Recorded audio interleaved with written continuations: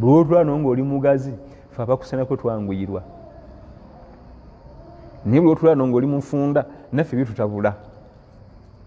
Sheikh omu yageraageranya epipa etanka mugimanyi ne bakutumamu amazzi ne bakuwa jaaga genda mu tanka eyo leeta amazzi ne baba n'omulala jaaga nga omu kubo alina tanka ejjula amazzi naye ng'omulala amazzi agali mu tanka muli oba mu pipa gajuza jaaga gokka ge galimu.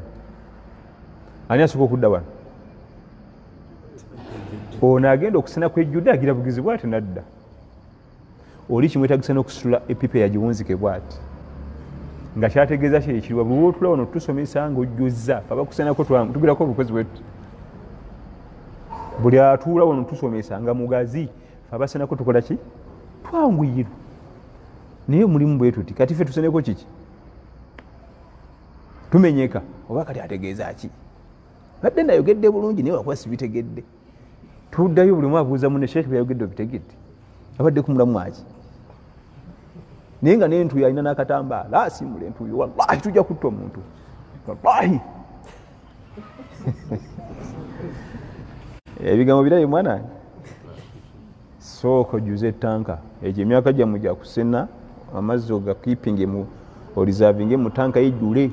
Insha Allah abasenyi batandika okusena nga tebamenyeka. Naye olinamu bwetuti n'asenako naye amenyeka n'atuuka n'okusulikwamu bw'ati omutwala oba n'ategeera by'oyogera n'atakula namu bw'ati. Tumunna biseera byammwe oseeka international yoloko nisagala seeka loko njagala international. Ani yagamba nti waliyo irimu eri international waliyo n'eri loko eri Quran na hadith. Ebyo bireese obuzibu mu umma yaffe. Waliyo Quran nga loko ate hadisi za Nabi sallallahu alaihi wasallam. Today kwa hadisi ya Abi Mas'ud radhiyallahu al-Ansari al-Badri atugambye nti fa in kanu fil qira'a sawa fa a'lamuhum bis sunnah. Ati asingo tegera hadisi za Nabi fiqhi wazo kubanga essala ate yetaaga fiqhi mungi. Yetaaga fiqhi muki mungi. Waliwo ebigwawo n'obuze essala ngikole ki njizeewo abantu bano bakole ntya. Alina fiqhi omungi amanye ekyokukola.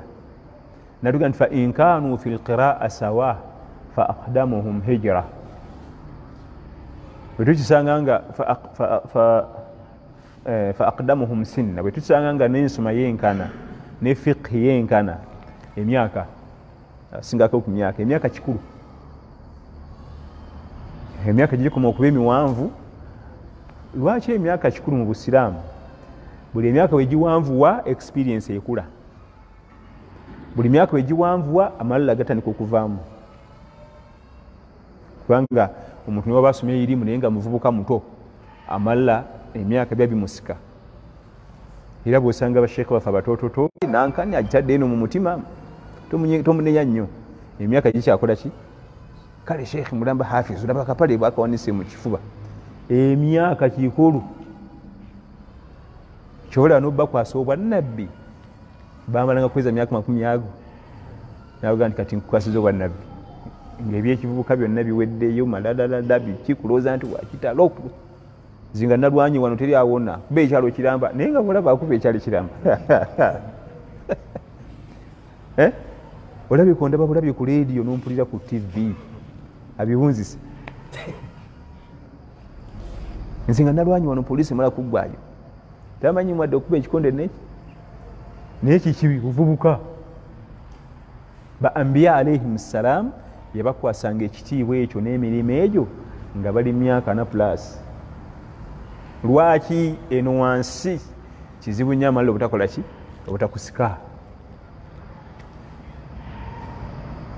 Omunenya kitono olekamu kubanga naye alaba bitasobola bingi. Ekiba ngumi njikuba sala kumuzanyirako. Agenda akula bagenda akula atandika okudda mu layini. Olubeerera bwe kityo bwe kifaanagana. Kati ow'emyaka emiwanvuko akulembezebwa ku emyaka emiki ow'emyaka emimpi. Lwaki ow'emyaka emiwanvu ono akulembezebwa alabye ku bintu bingi. sente azinonyezaako nezimubula. Ebirowoozo bye yali alina mu buto, nja kuzimba street namange eriko bizimbe byange atandise obivaako kali anoonye eki Allah singa mpe akayumba akange wensula mba mumaze. Mu buto bano ebintu bingi, nja kuzimba street yonna nga yange bwogu. Abakyala bawasizaako ne bamuwuuba, bamuzza muno bamuzza muli, bakoze bino bamuvumyevumya, abaana bazaddeko nga ne candidate class aziweereddeko. P7, senior 4, senior 6 naziraba.